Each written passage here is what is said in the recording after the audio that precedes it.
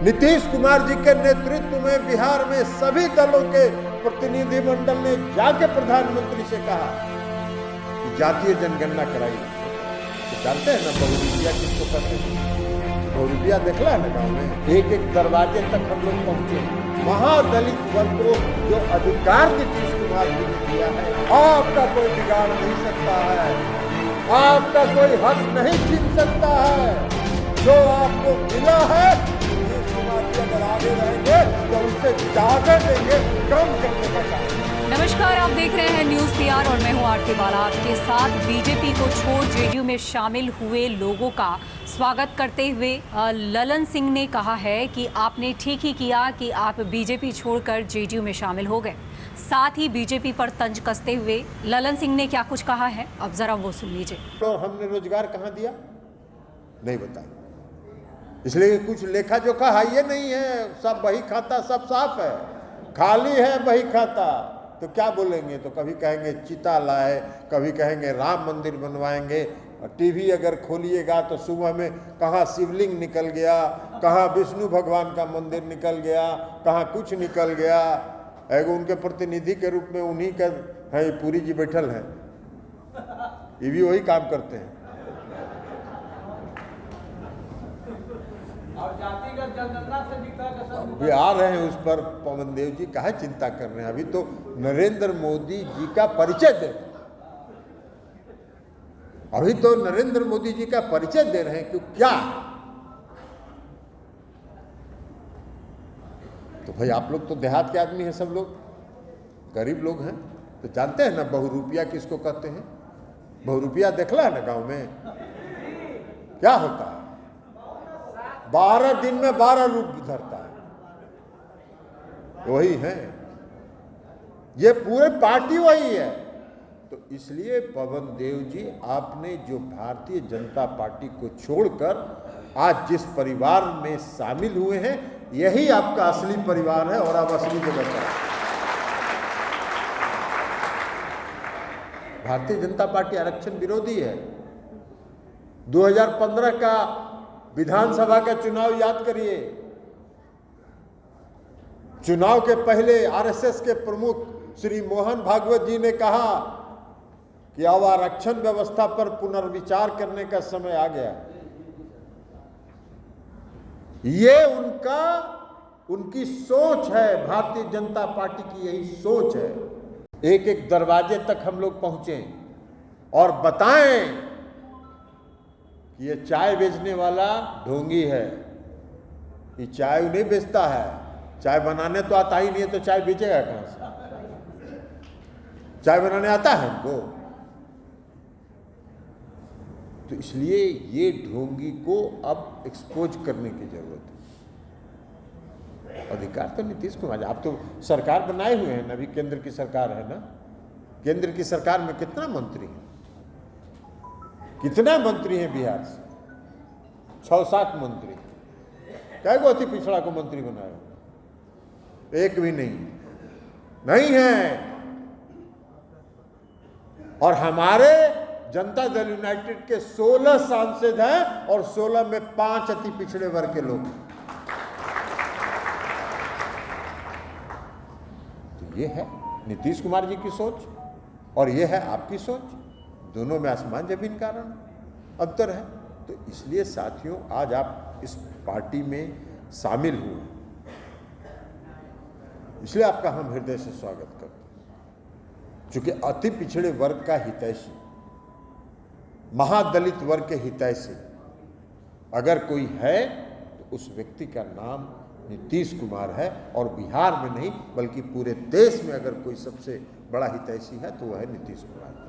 और नीतीश कुमार जी के रहते अति पिछड़े वर्ग को जो नीतीश कुमार जी ने सशक्त किया है, महादलित को जो नीतीश कुमार जी ने सशक्त किया है, महादलित वर्ग को जो अधिकार नीतीश कुमार जी ने दिया है, अति पिछड़े वर्ग को जो अधिकार नीतीश कुमार जी ने दिया है, उस अधिकार में, उसके सम्मान में और वृद्धि होगी।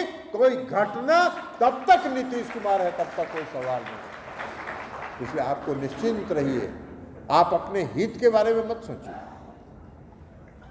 आप कभी अपने हित के बारे में चिंतित मत होइए, क्योंकि आपकी चिंता करने वाला एक व्यक्ति है बैठा हुआ।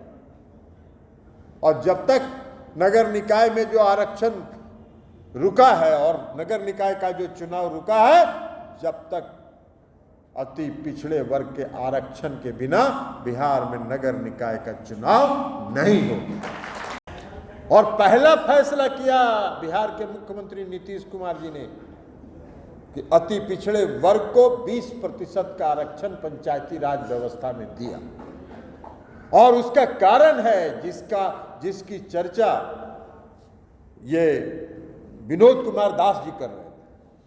और वो कारण है कि आज लाखों की संख्या में अति पिछड़े वर्ग के लोग पंचायती राज व्यवस्था में और नगर निकाय में आज जगह जगह स्थापित हैं। वो चाहे मेयर हो, डिप्टी मेयर हो, जिला परिषद का अध्यक्ष हो, उपाध्यक्ष हो, जिला परिषद का सदस्य हो, मुखिया हो, प्रमुख हो, जो भी।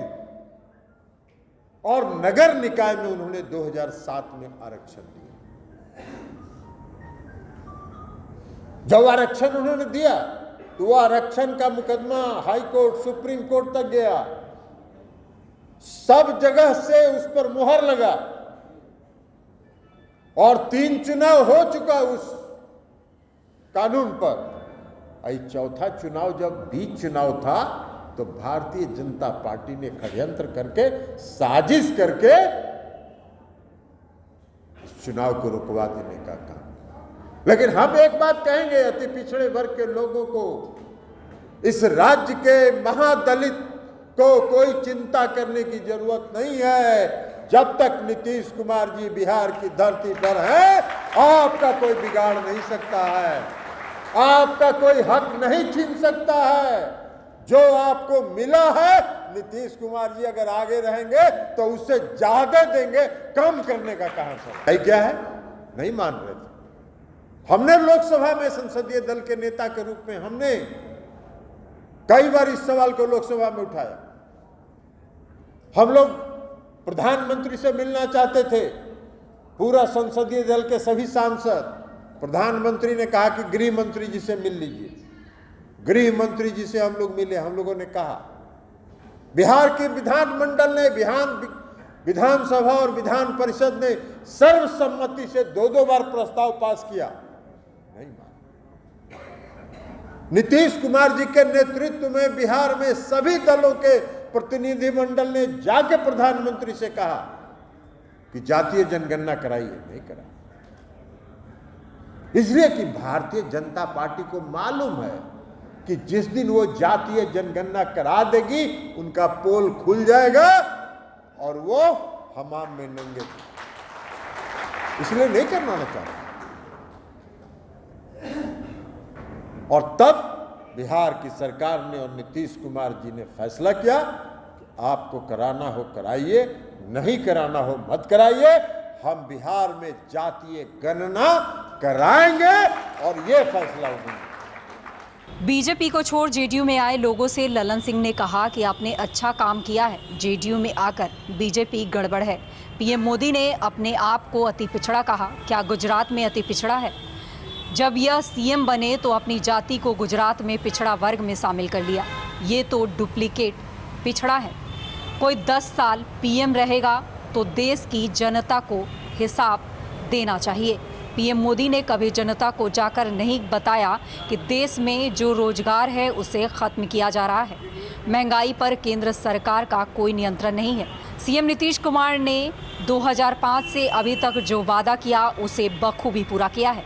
तो सुना आपने ललन सिंह ने किस तरह बीजेपी पर हमला बोलते हुए साफ कर दिया कि बीजेपी ने वादे तो बहुत किए लेकिन उस पर इम्प्लीमेंट नहीं किया गया। वहीं उन्होंने सीएम नीतीश कुमार को लेकर कहा कि सीएम नीतीश कुमार ने अब तक जितने भी वादे किए वो सब धरातल पर हकीकत साबित होती नजर आई। ऐसे में लोगों को डरने की ज़रूरत नहीं है, आने वाला वक्त जवाब देगा।